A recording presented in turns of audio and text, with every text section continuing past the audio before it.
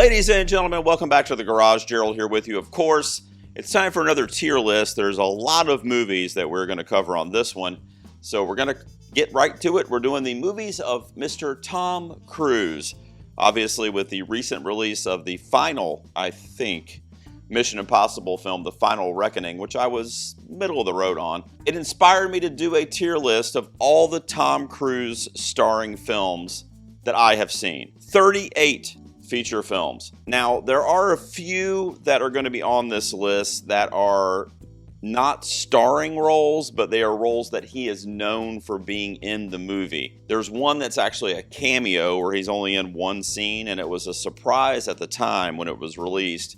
And now it's become a bit of a cult thing where his character in that movie is just widely known, especially in the world of comedy. And then there's a couple other roles where he is like 7th or 8th build in the movie and just kind of pops up here and there. But I included it because it is memorable and everybody that's a fan of Tom Cruise knows that he's in that movie. All right, let's bring this sucker in here. Alrighty, let me get geared up here. These videos are somewhat informal. I've got the movie posters for all the, again, these are all the ones that I've seen. I think there was about 8 or 9 or so Tom Cruise movies that I have not seen. So if you have a favorite that's not on here, let me know down in the comments, and I'll throw it on the old watch list just for you. So Perfection, that's going to be like a 9 or a 10 out of 10. There's going to be a few of those on that tier most likely, but it is going to be a rare gem, like a diamond level, which is, I hear, is rare. Pretty damn good. You're looking in that 7 to 8 out of 10 range. Sure, I guess, is like a middling film, probably around a 6 out of 10. No Thanks is where it's like a 4 or 5. It's not like I hated it, but it's like I really am never going to rewatch that film because it just didn't do anything for me. And then Make It Stop is a movie that I hated. It's like a 4 or less out of 10. Now, one little caveat before I start ranking the films. I am judging the movie as a whole, not Tom Cruise's performance necessarily. There are some performances that I think he absolutely fucking killed it, but I am giving you what I would grade the film overall. Let's get started. So tiermaker.com, I think, did these randomly, but then as I'm looking at it, it's in somewhat in alphabetical order, but then not always, so I don't really know. We're going to start with All the Right Moves, and I'm going to put it on the Sure I Guessed tier. I think this was his first or maybe second feature film where he was the star. American Made, I'm going to put on No Thanks. I remember being just highly underwhelmed by that film. It would probably be around a 4 to 5 out of 10 for me. I need to revisit it to give you a definitive answer because I also haven't seen this one since it came out. But it's based on a true story, and I was just expecting something a little juicier for Tom Cruise in terms of his acting chops. Speaking of acting chops, Born on the 4th of July, Oliver Stone, one of my favorite filmmakers. That one's going to go up on the pretty damn good tier. That's easily an 8 out of 10 for me. It drags on in parts, but it's a very thrilling biopic about a war veteran, and Tom Cruise gained amazing notoriety that award season, as he should have. And I, for one, am an Oliver Stone apologist, so I love Born on the 4th of July. Now, Cocktail is a cheesy as hell kind of action comedy. What do I do here? Because it's not good, but it does have I do have a soft spot for it. I'm going to go on Sure I Guess for Cocktail. I mean, Tom Cruise was chewing scenery in this thing as kind of like the hot bartender. Sure, why not? Collateral is a fucking banger. Michael Mann, I love this movie. This is one that I had hoped Tom Cruise would get some awards for because he was so damn good in it. And he went against type in this movie because he played the villain. He played the antagonist. And he really never did that, rarely did that. He was always the hero or the lovable guy. But in Collateral, you were scared of him, and you also thought he was super fucking cool. It's a great movie, a great performance by Jamie Foxx too. It's going to be pretty damn good for me. The Color of Money is also going to be pretty damn good. This was where Fast Eddie, who is played by Paul Newman, it was kind of a sequel to the original that he starred in, but this time Tom Cruise is there. And they're playing pool, man. And they're doing their thing, and it's funny, it's charming, it's exciting.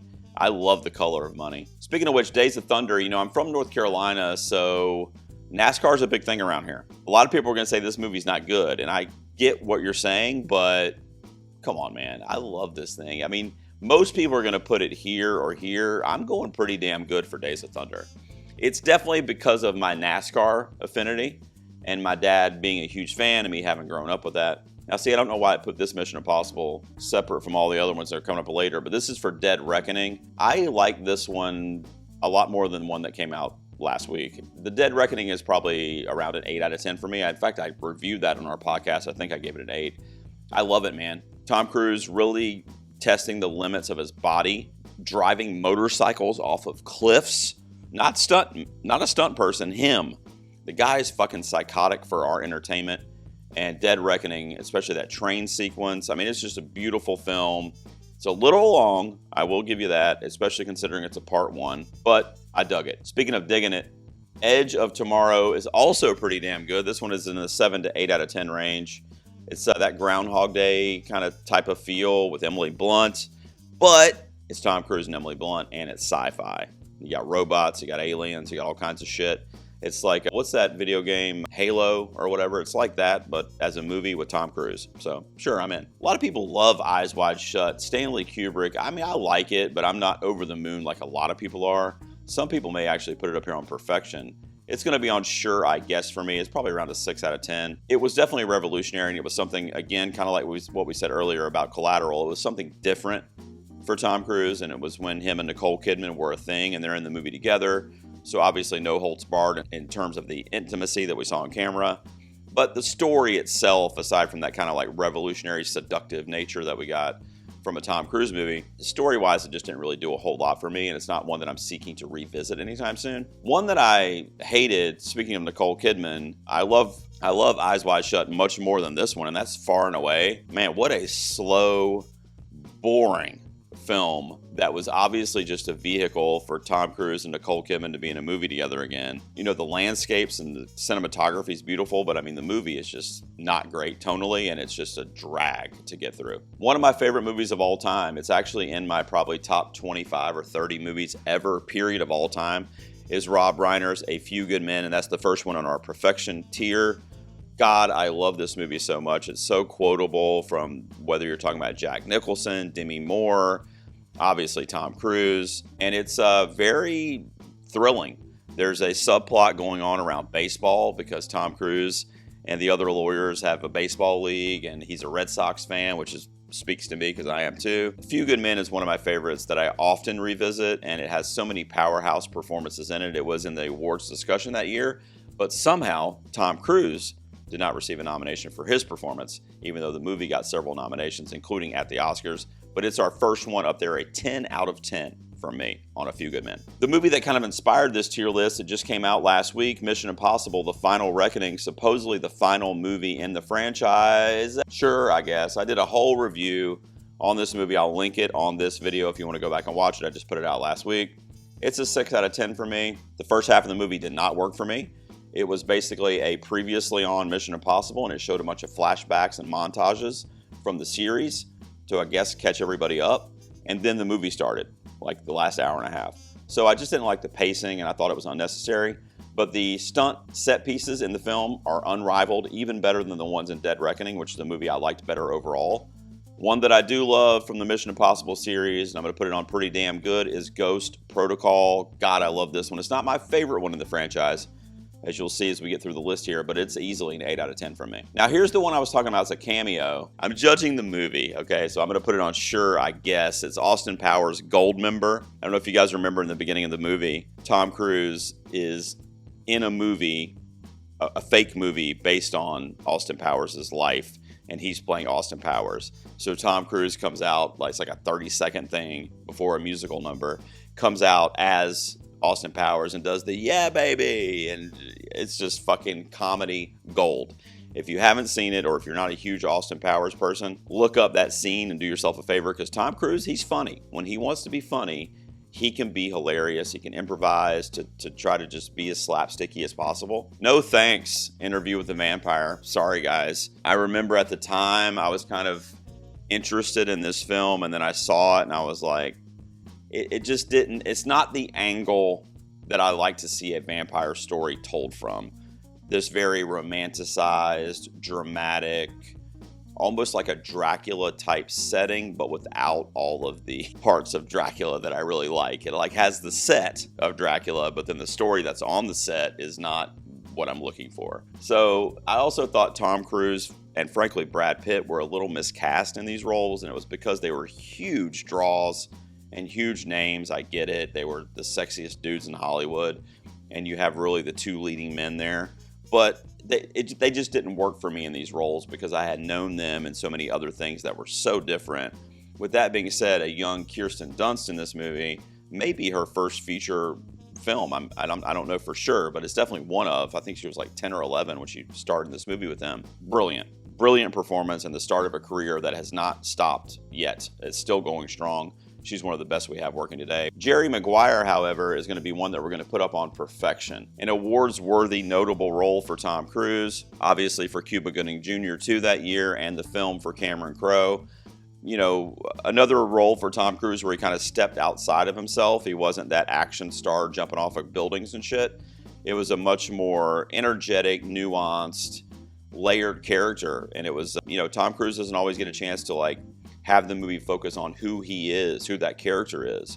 We talked about it earlier with Born on the 4th of July and Collateral, and now we have it here too with Jerry Maguire. It's not about action set pieces and shit blowing up and the stunts that he's doing. It's about his performance, one of the best in Cameron Crowe's catalog and one of Tom Cruise's best performances in his career. You know, one that was a good idea that had some decent scenes in it, but you know, it was the whole Mr. and Mrs. Smith thing, but in this case it was night and day with Tom Cruise and Cameron Diaz, who was at the height of her popularity at the time and kind of allure and sex sells. It was just way too CGI, visual effects, and it just didn't work. It was a lesser version of movies that I'd seen that were much better with the same kind of shtick. So unfortunately, I wasn't a huge fan of Night and Day. The Last Samurai, talking about being miscast, you know, it was weird to whiteface The Last Samurai, put Tom Cruise in that role. And, you know, they do explain it away in the screenplay, and his performance is really, really good. And it's just a great movie. It just looks really good, and the story is brilliant. I don't think it needed Tom Cruise. You know, now maybe the box office needed it, and maybe that's why he's in this. But it's a good film at the end of the day. It just, the casting of it all was a little strange. Now, truth be told, Legend is one of Tom Cruise's very, very early movies, one of his first roles. And before I rank it, I want to be honest with you guys, I have not seen it since I was a kid. And so I'm ranking it based on a memory of like 35 years ago, maybe even more. And I barely remember it. But what I do remember is that I had some friends in like middle school at the time suggest this thing to me, and I didn't like it. So I'm going on that memory, and I got to be honest with you, I don't think I've ever seen it since. Now, don't come at me because I need to rewatch it, and sometimes I revisit movies that it didn't hit with me, or I didn't watch it at the right age or the right point in my life. And I think that's most likely what happened with Legend, because I know it has a lot of defenders and it's a cult classic at this point. But for me, I'm just going to put it on no thanks. I just am going on the memory of like watching it and going that was what you wanted me to watch. I didn't really like that. And that was it. One that's going to go up on perfection is Paul Thomas Anderson's Magnolia. This one, of all the movies that we're discussing, including Collateral, Born on the 4th of July, Jerry Maguire, A Few Good Men, perfection, Magnolia, the third film I'm putting up there, that is, in my opinion, Tom Cruise's best performance. He was nominated for an Oscar for supporting actor that year for Magnolia. I believe it was 99 or 2000.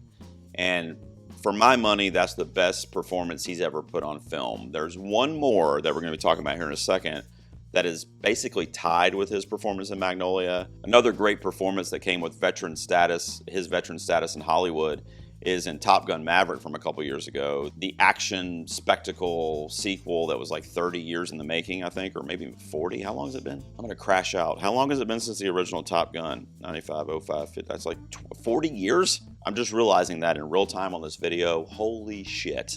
And this is my favorite Mission Impossible movie right here, Mission Impossible Fallout. Bam, 9 out of 10. The best in the franchise. When I did my ranking, which was on my review for Final Reckoning. So if you click on that video, you stay to the end or skip to the end, you'll see my ranking of all the Mission Impossible films. But on this tier list, it's going to mirror pretty much what I said there. And that's my favorite of the series. That's the only one that would go in the perfection tier out of the MI franchise, even though there's some that I really, really love also.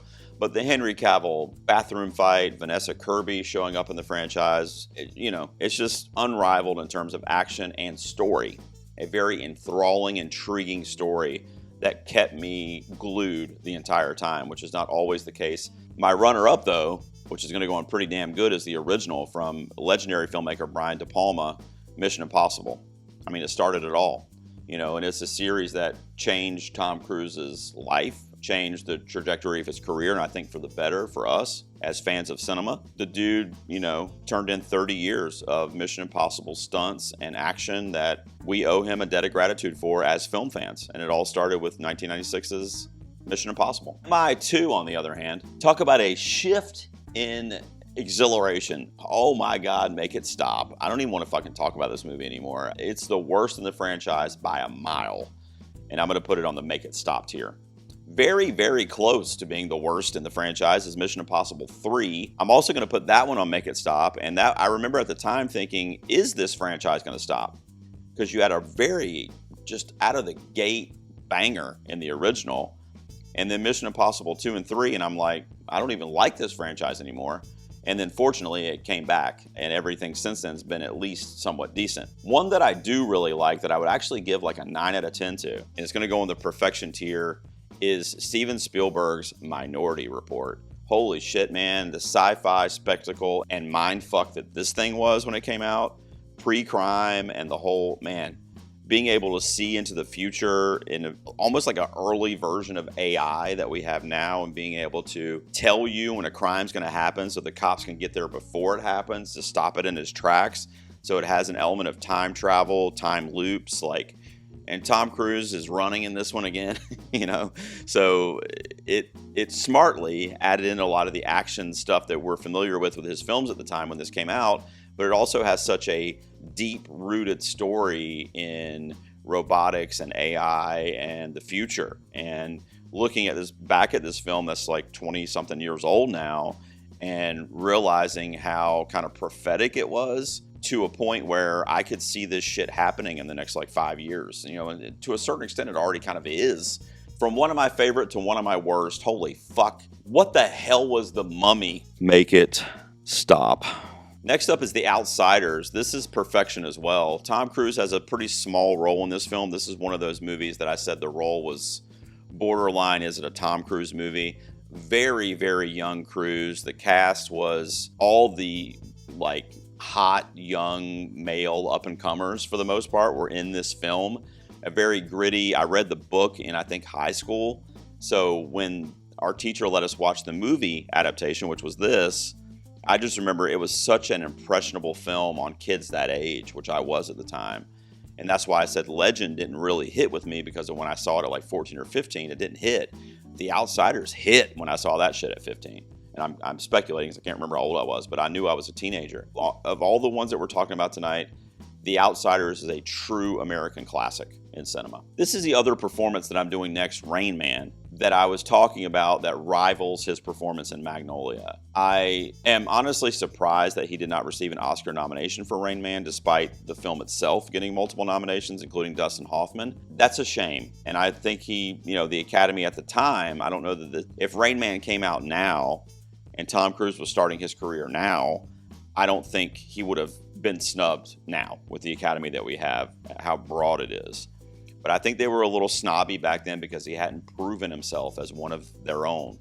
And it's a shame, because when you look back at all these films that are going to be on this page here on the screen, Rain Man is just a brilliant performance. Aside from Magnolia, it's probably my favorite performance of his. So I'm going to throw it up here on perfection, because that's where it belongs, guys. Risky Business, another one I haven't seen in probably 25, 30 years. I mean, literally, I need to revisit a lot of these old Cruise films, and maybe I will do that. But obviously iconic, you know, sliding into the damn living room with the Bob Seger tune. Everybody has an image of that embedded in their minds. But sure, I guess it's decent. From what I remember, I enjoyed it. Same thing can be said for Rock of Ages. A lot of people kind of hate this movie. I know it's divisive. I'm going to give it probably right around a 6 out of 10. I mean, I liked it. I had fun with it.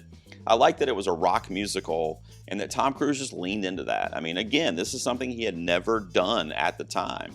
You know, if you look at this page, you do see a lot of action shit, Tom Cruise shit, but then you see these little one-offs that are so different.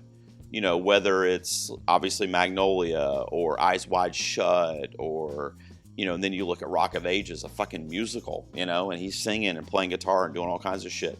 So I appreciate the game. I respect the game. I really do. And I remember enjoying it, you know, and people hated this movie. I don't even know what it is on Rotten Tomatoes, but I imagine it's rotten. But I was okay with it. How about Mission Impossible Rogue Nation? Rebecca Ferguson is in this movie. Do I need to say anything else? It's pretty damn good. The Firm, based on the John Grisham novel, there was, I think this was in the 90s, there was a lot of films like Back to Back to Back, A Time to Kill, The Firm, The Client. In fact, I think that was a series of the same lawyers, I think, or something like that. They were definitely connected, or maybe they were just all similar based on Grisham works. But Tom Cruise gives a great performance. I just remember thinking that I thought this was going to be a legal thriller, which it is. That's what it's categorized as. But it wasn't very thrilling. It was more dramatic. The story was cool. The case that they were following in the movie was cool. His performance was good. But I just remember thinking there's not a lot of like thrills and action in the movie. It's very talky. It's very kind of meandering. I didn't hate it, but I'm just going to say, sure, I guess. You know, I mean, it's middle of the road easily. We got a couple perfections here, though. How about the original Top Gun? I put Top Gun Maverick right here on pretty damn good. I gotta be honest with you guys, this is gonna sound weird because I just did this. I just put Top Gun on perfection, the original from 85 or 86, something like that. So this is gonna sound weird, but I think Top Gun Maverick may be a better movie than the original Top Gun. Just stew on that for a while. But Top Gun is iconic. It is fucking legendary. If there's one movie that you have to pick from this tier list that I'm doing right now that made Tom Cruise the Tom Cruise that he is today, and that made him a household name, it's Top Gun. That's the film. Also, it's Tony Scott, who, rest in peace, is one of my favorite filmmakers of all time. Anything the fucking guy does, I mean, whether it's Man on Fire, True Romance, Top Gun, I mean, just one of the OGs of action cinema and of spectacle. And working with these A-list actors, and you got Val Kilmer in this movie as Iceman. I mean, it's the best from like 80s action. And not only that, like I said, this is the poster child for the birth of Tom Cruise as an icon in Hollywood. Tropic Thunder as Les Grossman. Holy fuck, guys, another perfection. Yeah, man. I mean, you know, this is not a Tom Cruise movie. I get that. It's a Ben Stiller movie, director too.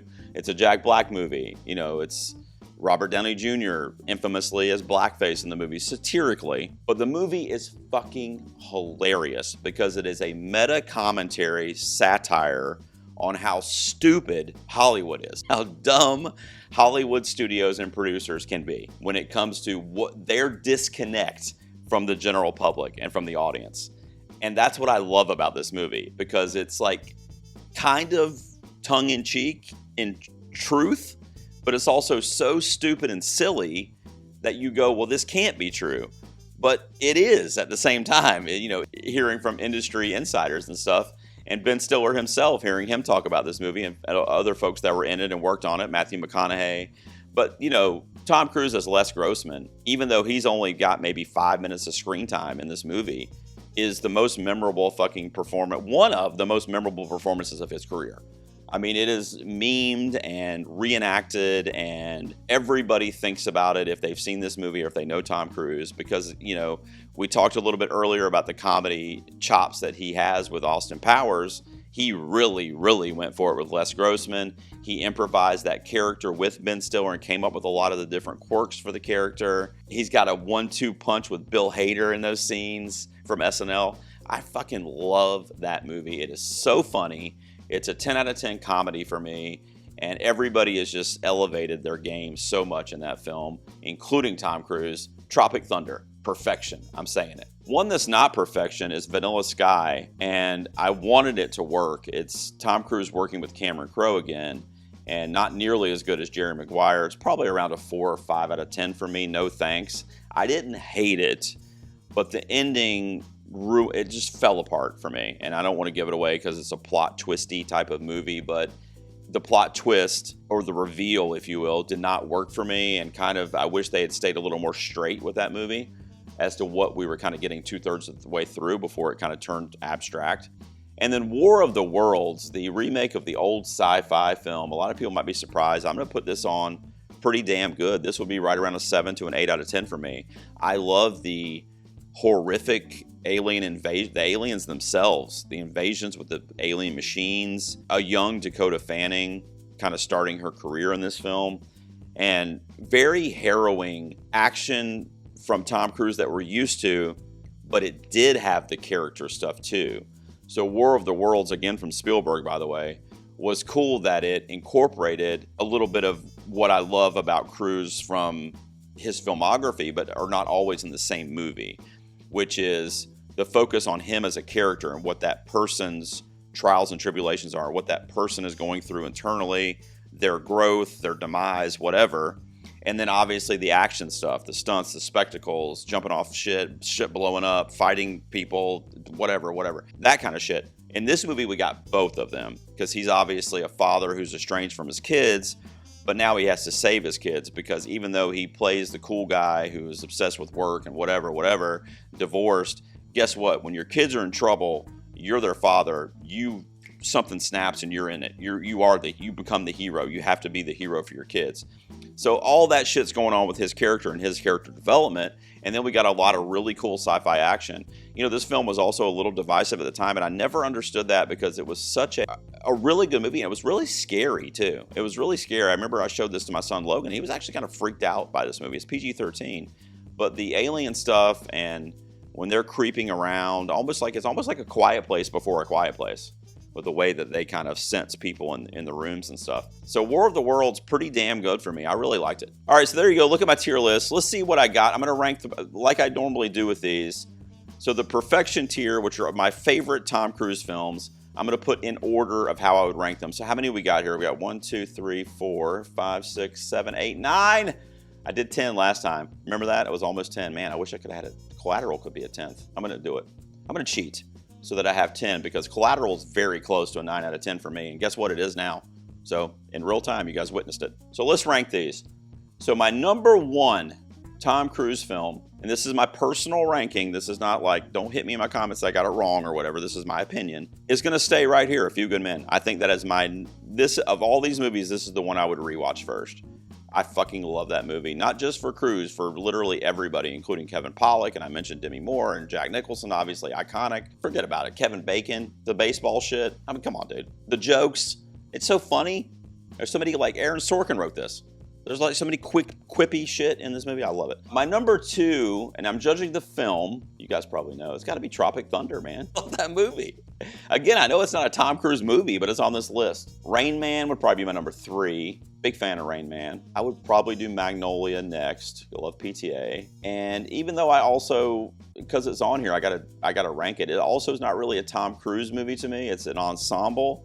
But The Outsiders would be my number 5. Then I would probably do Minority Report. Then I would leave Jerry Maguire right there. Top Gun would probably go here. And then Fallout and Collateral. So there you go. So let's recap. So my ranking of my top 10 Tom Cruise movies, as it were, that I would consider perfection. Number 1 would be A Few Good Men. Number 2, Tropic Thunder. Number 3, Rain Man. Number 4, Magnolia. Number 5, The Outsiders. Number 6, Minority Report. 7 would be Jerry Maguire. Number 8 would be the original Top Gun. Number 9 would be Mission Impossible Fallout. And number 10, a late addition to the top 10, is Michael Mann's Collateral. So there you go. As always, guys, let me get back in the regular thing here. As always, guys, I want to know what you think of my tier list. So hit me down below in the comments. What did I fuck up? I know there's something I messed up. I missed it. I did something wrong. Can't wait for you to tell me what it was. Let me know down in the comments. By the way, don't forget, if you're a regular to this channel, YouTube memberships are open. I need help. I need a couple bucks a month if you can do it. It's literally nothing. You get all kinds of perks, custom emojis, my face, you know, all kinds of shit. Episodes early, live streams just for you where I go through my Oscar predictions, brainstorming sessions with you guys, all kinds of stuff for like literally a couple bucks a month, and it would mean the world to me because it would help me keep this garage on. Well, there are no lights on, but well, this light. It'll help me keep this light on. I'll talk to you guys next time. I'll see you out here in the garage.